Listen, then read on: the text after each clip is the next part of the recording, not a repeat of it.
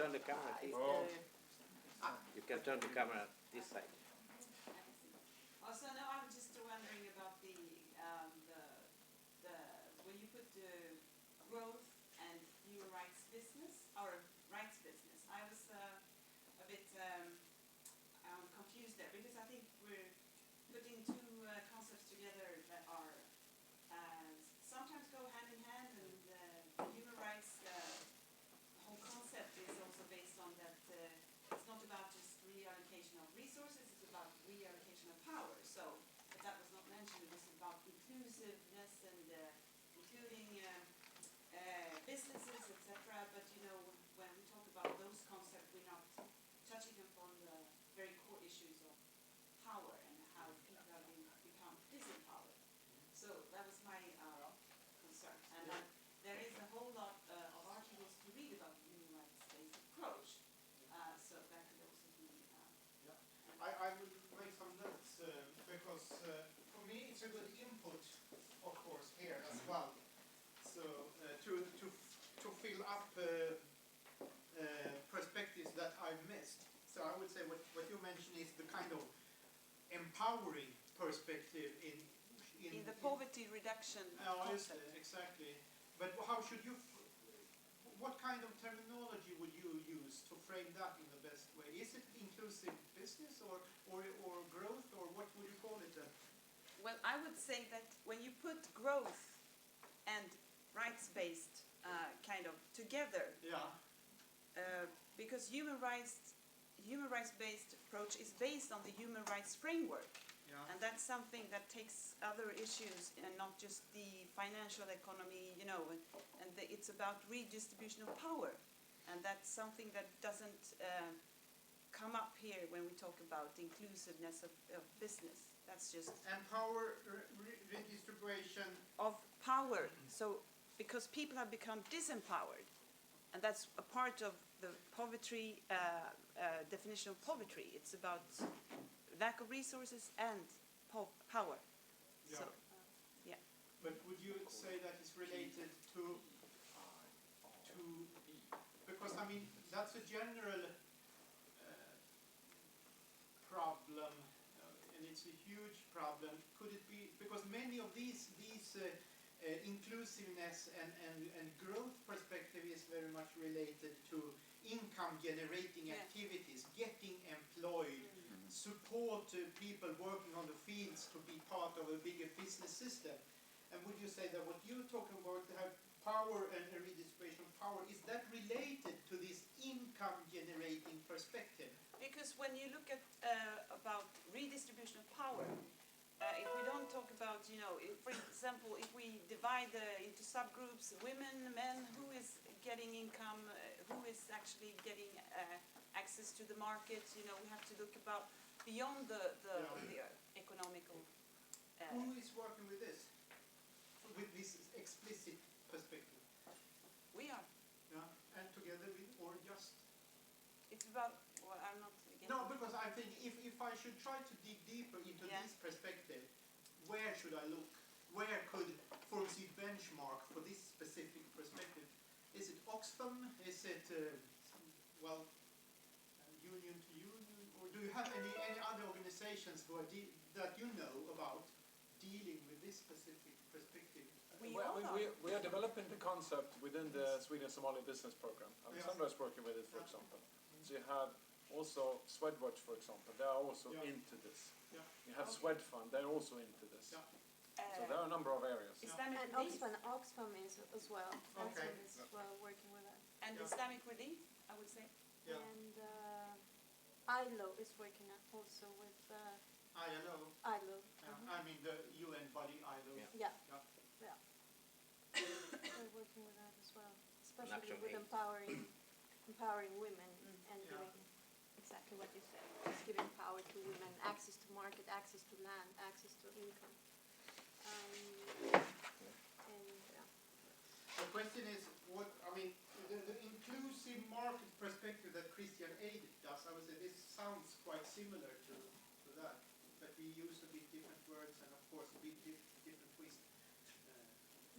I would say that is what it's lacking in certain frameworks, inclusive business and inclusive growth, it's all about growth and economic empowerment.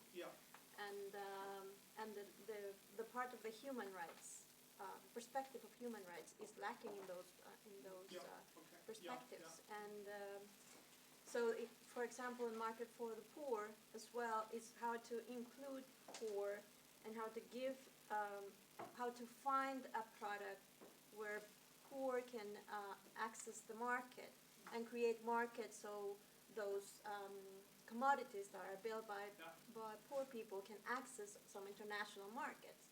But they're not talking about the difference of power and if they have enough resources and if it's just how to access the market instead of if they have enough education, if they have the same level of access to land or resources or financing. That is not really the core issue. So we have a raised hand from both of the other offices. So Oji goes first.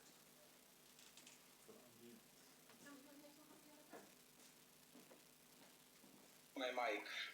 Now, we follow Yeah. Do you hear me now? Yes. Hi, cool.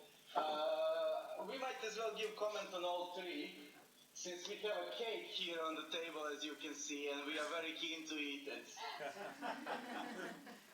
That's the next generation. What we were thinking on the first innovative area is migration. When it comes to our context of Eurasia, it is perhaps Moldovan case where migration is significantly contributing, and it's a significant social issue in country because about 30% of working population left the country in the past 5 or so years. It's economical issue where remittances are contributing to almost 20% of GDP. And it's a social issue because many parents left their children with cousins when they left to work in the West. So it is the all three issues that we should be taking into consideration when talking about migration. Another thing that perhaps we are missing here is internal migration. In Central Asia, you have huge migration from rural areas that is caused by climate change and severe droughts into urban areas. And these are basically villagers that are going into towns, living in shanty towns, and becoming a cause of social unrest in the cities. If you see Syrian civil war, this was one of the primary causes for it. Droughts that brought rural poor into cities. Do you hear me? Yes. Do you hear me? Yes. All the time. Do you hear me? Yes. Thank you. I didn't get any response. So this is about migration. When it comes to business, we were also talking here on what is the focus of it. Whether focus is a business or the focus would be rights. It's very similar to what was said already. And how do we combine those two? Or how do we assure that rights don't take second place to profit? And perhaps this kind of partnership is something that will contribute to it, yet it is to be carefully addressed. When it comes to informal groups, this is something that we observe strongly here. I was talking the other day to class, taking example of Ukraine and Maidan and the civil unrest in Ukraine. And political change, all of that was driven by non-formal groups, not by NGOs and not by political parties. It started with a blogger tweeting. It got people involved. It developed into self-help groups, into self-defense groups, which none were associated to any of the formal structures. The NGO people and party activists were involved, and they were running it, but not as part of their structures. Structures were just too slow to react. And this is the reason why we are fond of working with these so-called informal groups. It brings a lot of challenges and a lot of questions of sustainability, of accountability, management of funds, and so on and so on. Yet these things are something to be looked at, but I do believe that, or we believe that in today's age, these informal groups are playing a stronger role in development, in advocating for rights, in protecting rights, than classical NGOs or classical structures. Did you hear any of me? Absolutely, we hear you very good.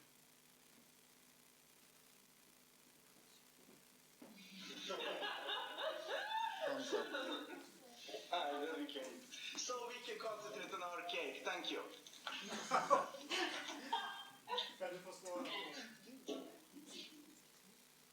Alright, so we have the Kenya office. Someone is moderating this and it's not me. So can someone let Kenya office speak? Yeah? Hi, everyone. Can you hear me? Yes. Thank you. Mine will be quite brief, not like what we've had from Vilnius. Some of it has been covered. My point will go to the innovation area, the second area where we have the business, rights-based business. And I discussed this with class, and we find it a bit limiting to look at it from the business, giving business a higher priority than probably looking at it from the target group. And that's why we have made a suggestion that probably looking at it from an inclusive, poor growth, that makes us focus more on who is our target group and what are the mechanisms you're going to use to reach out to them.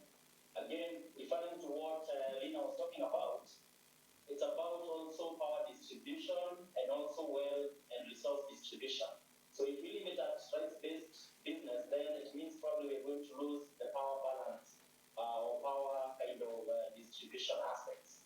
The second issue I have in mind, and I probably just needed a clarification from your end, is a statement you have in the last slide, where you say that working with growth also means, working with rights also means that businesses would close or something of that sort. So just a bullet point that I will need your clarification.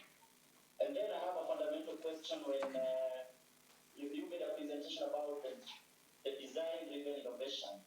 And my question is, looking at the nature of Forum Sud, how we are structured, both in terms of what we want to prioritize as our key areas, would we really be able to focus on design-driven innovation, or would we probably be leveraging on the innovation that already exists?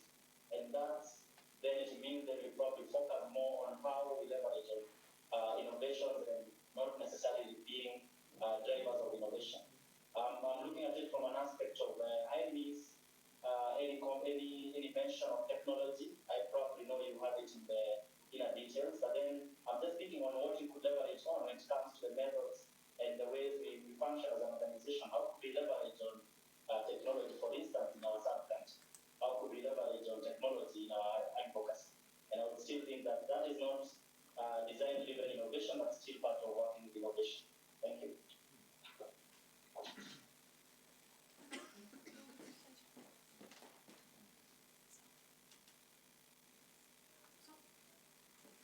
Yeah, I mean, if I should say something, which not is maybe sure that I'm the one who should say something, but I say something now, however. And I say that, well, yes, the power red distribution perspective can be further developed, and I will look a bit further into that. But I'm of course aware of that. For Syd, it's not. I mean, if we're talking about the inclusive growth perspective, it's not interesting to go very much deeper into the private sector perspective in this. It has to be the civil society strength-based perspective. So of course in the text it will be, I try to have that perspective in my analysis, but I will look a bit deeper into what you are doing and try to reflect that a little bit more, the link between rights and growth, because I think that's, and how to defend rights for citizens and communities and so in these kind of growth processes. And if, so that's one thing, and the other thing, I couldn't follow you to 100%, but to 87.5%, more or less from Nairobi.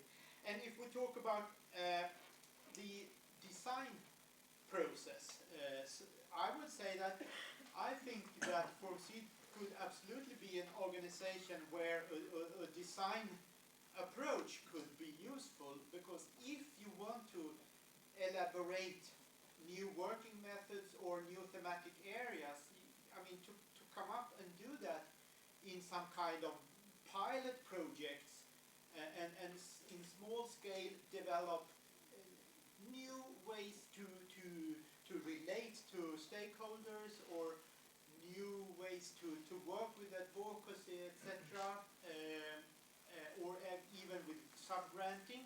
I think it's perfect to develop that with a design methodology, to make it a small scale and try to involve final stakeholders, beneficiaries in those processes. But I mean, maybe you should not try to develop the entire organization from a design-driven approach. That's just too much, and that will create a chaos. It's important to do it small scale in pilot projects. And that could, for example, if I'm just thinking, could be one pilot project in a new way to behave and work in Kenya maybe, and another pilot in Colombia or so.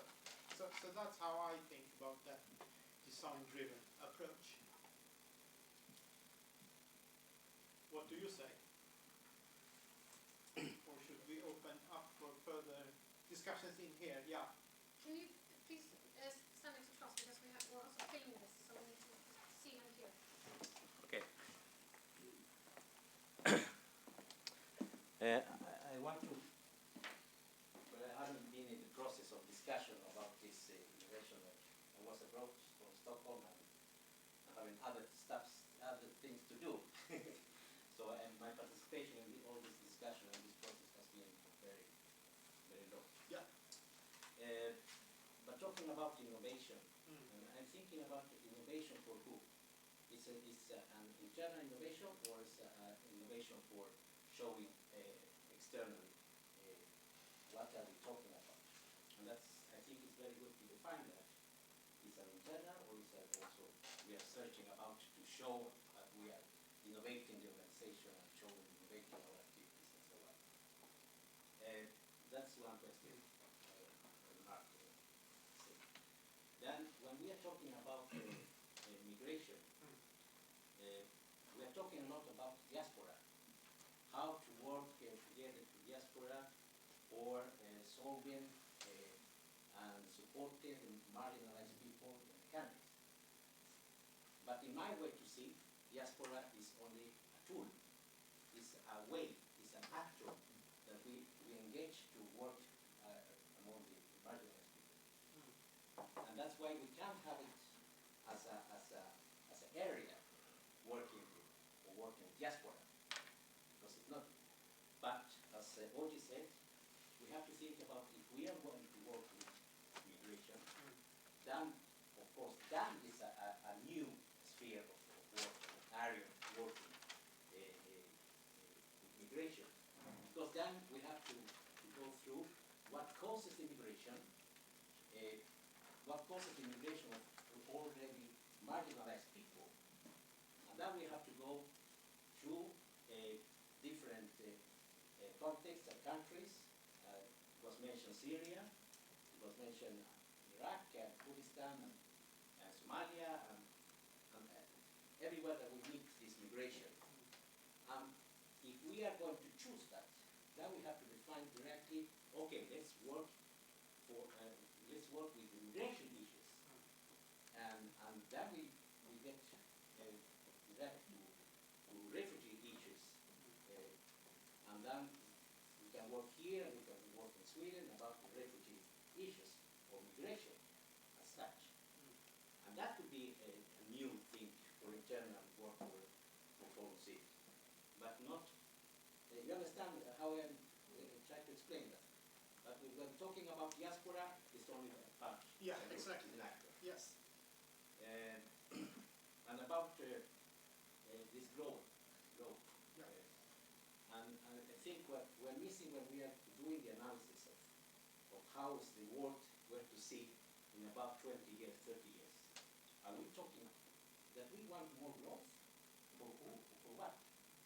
Growth as defined as a more consumption of material things, or what? Is that a growth? Is that the way to think about growth? Or are we talking about rights? So that's two different ways to see it. Growth and rights. Right to education, right to health, and so on. Yeah. So that is also something that we can discuss a lot about growth. But if you want, and what you think very carefully when we are saying access to markets, that is can be a very good issue to work. How, from Forum C, we work to access to market and to a distribution of resources in the countries where we're working. So that's that. Yeah, thank you. Yes. I mean, of course, the diaspora, it could be seen as, of course it's a sub-perspective and it could be a tool, but I think also that it's important to frame and limit what Forum C's role could be. And because as you mentioned, I do agree to open up for migration as an entire area, and you have the refugee perspective, so it's, yeah, that's something much bigger. And I think because in my in the terms of reference for what I'm doing, it was defined that it should be the diaspora perspective I look at, and I think that may be clever because Forum Syd is already working through or with that perspective, so maybe it's wise to think of how that specific perspective could be further developed, because there you have a strength and you have relations and already established processes ongoing.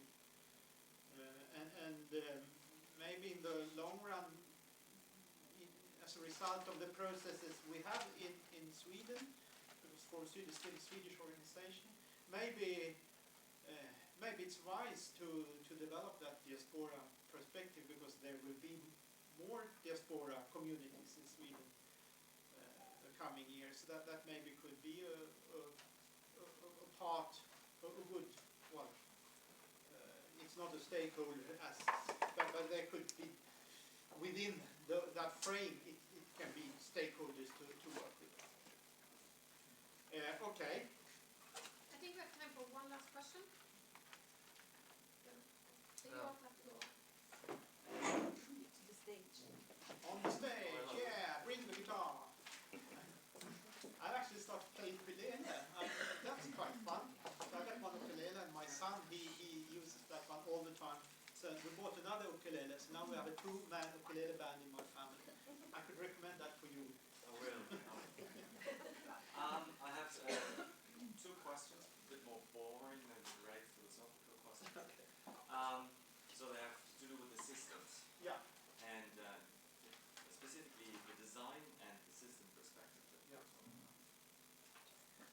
And the resources that you need for that and the allocation of resources. So in the design perspective, I wonder very much also from your experience, how is that organized commonly in the non-profit world, where you have scarce resources and where you're paid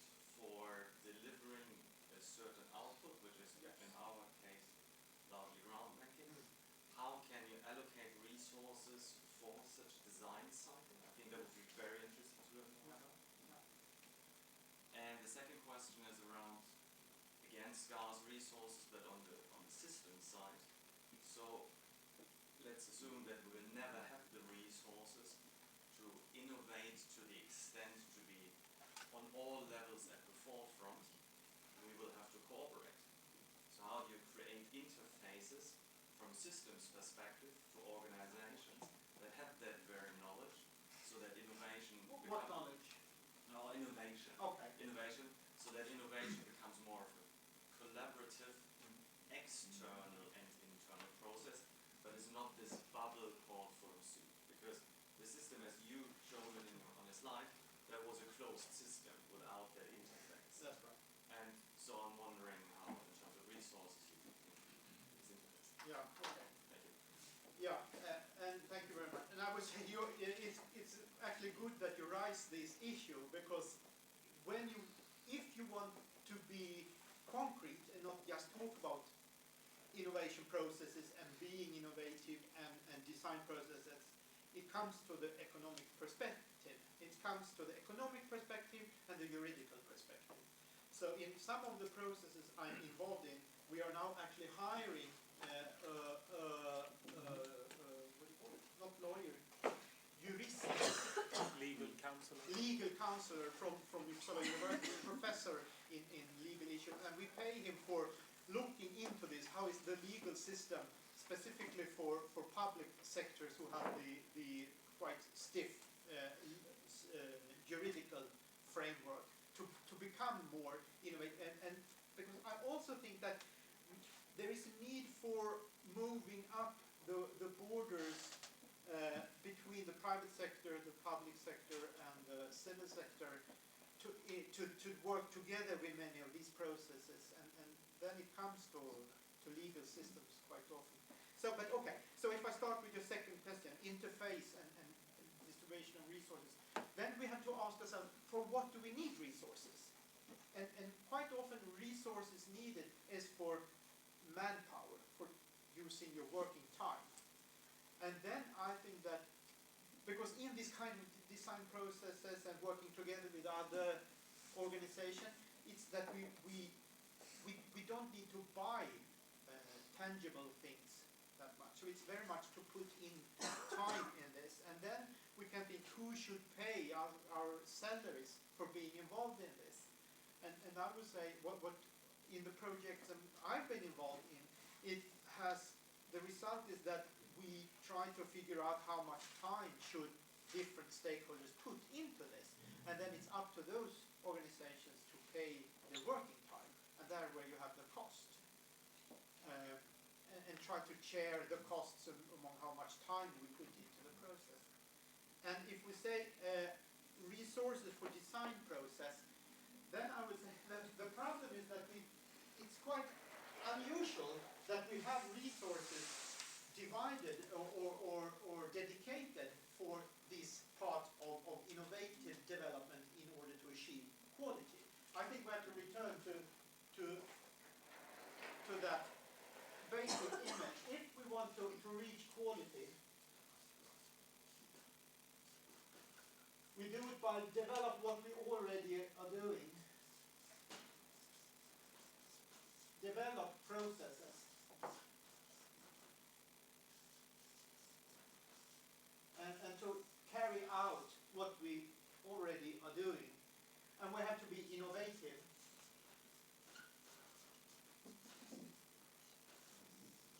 And then I think what we have to do is to see if we can dedicate funds for this.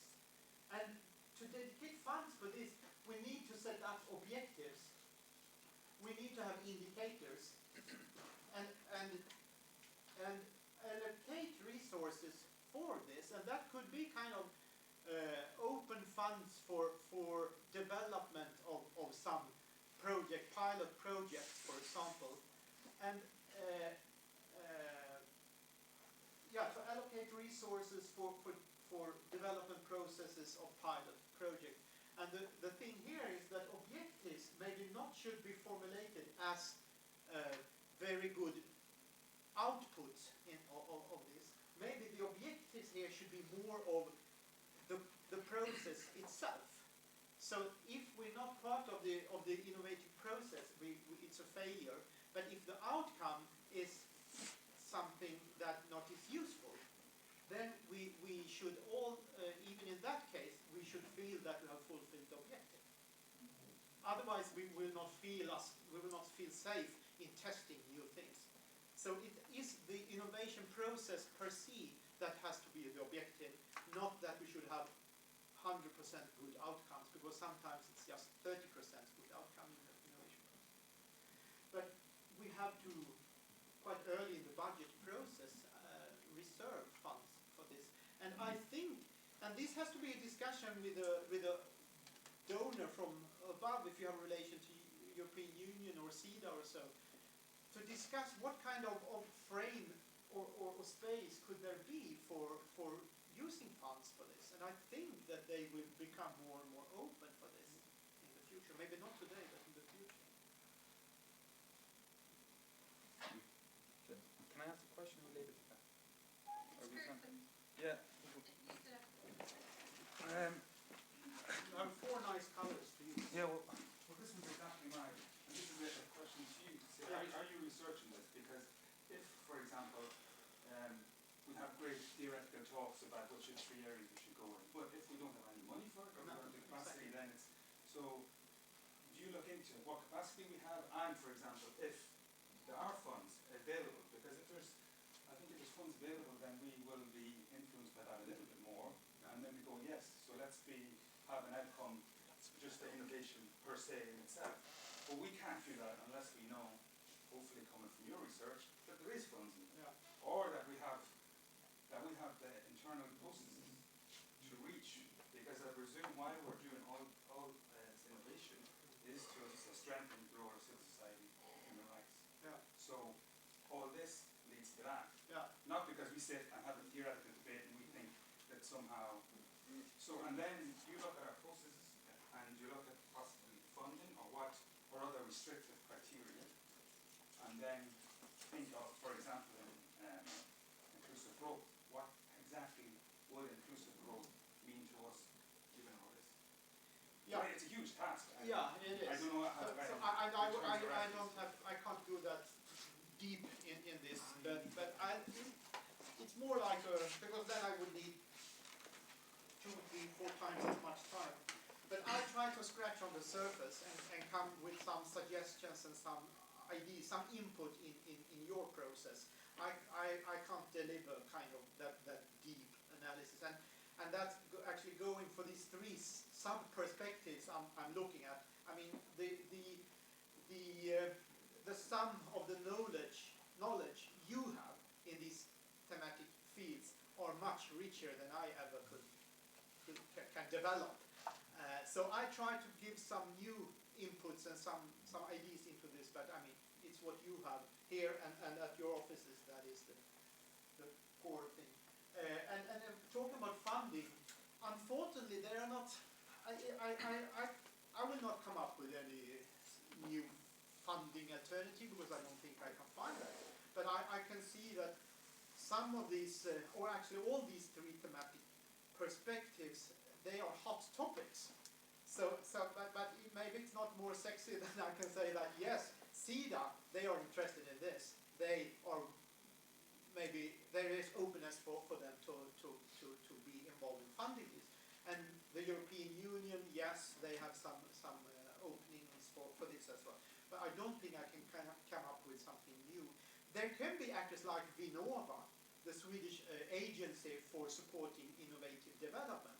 That could be, for example, of a new financial source for paying for innovative development processes. And actually, to be honest, Swedish Church, together with Diakonia, together with me, we formulated we applied for funds this summer for developing their activities and their work in a native way from Vinnova.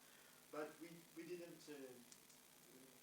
receive the money, so there will be nothing of that. On the other hand, as I mentioned, CEDA, together with Energimyndigheten and Kulturrådet, they did the same, also together with me, and they received funds. So they are now in a 2 years process of developing their activities and work in this Innovation Lab 2023. Can I one last comment on the budget, etc.? Yes? Can I comment? Yes. Well, we shouldn't be too, hi everyone. Well, we shouldn't be too negative either, because we, for example, our largest grant, Sibsa, is very flexible, the budget is very broad, and as long as you have a dialogue with them, you can fit a lot of things in there. For example, when it comes to developing the processes that they are already financing, they would be very open to us innovating on the existing processes. And also this is why this strategy is so important, because if we can come up with some new ideas and something we want to try, we can actually pitch it also to Sibsa and see if they would like to fund something of it. If it's something that lies very much out of the frame, we would probably have to go for some other type of funding, but if they have an openness to actually fund new, innovative, risky stuff without specified outcomes, well, let's have the dialogue. I'm actually not that worried about it. But first we have to have the internal discussion, and we have to develop some good ideas on what we want to do. Yeah. And I think we can definitely do it in the process. And I'm regularly talking with both Lena at the department, Lena Idefam, and Lotta at Sibsam, and they are very, very interested in these issues, and they really want to push their own organization towards a more innovative organization. So they, as middle management and high management, are very, very keen to develop this, because they also realize that the world is changing and we have to change what we're doing, what we offer, and how we work. So they are very open for this. They just have to hang on with the structure and legal management to deal with this. Great, thank you. Thank you. Thank you. Nice to talk with you guys.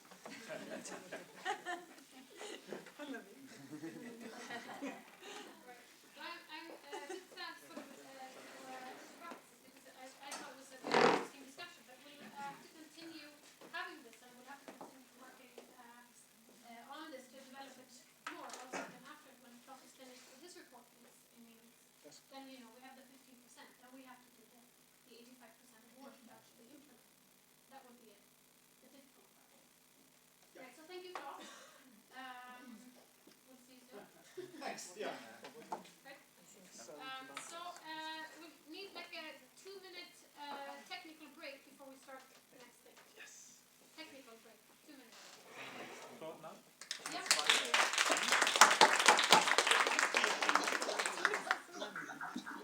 Hilda. Ja.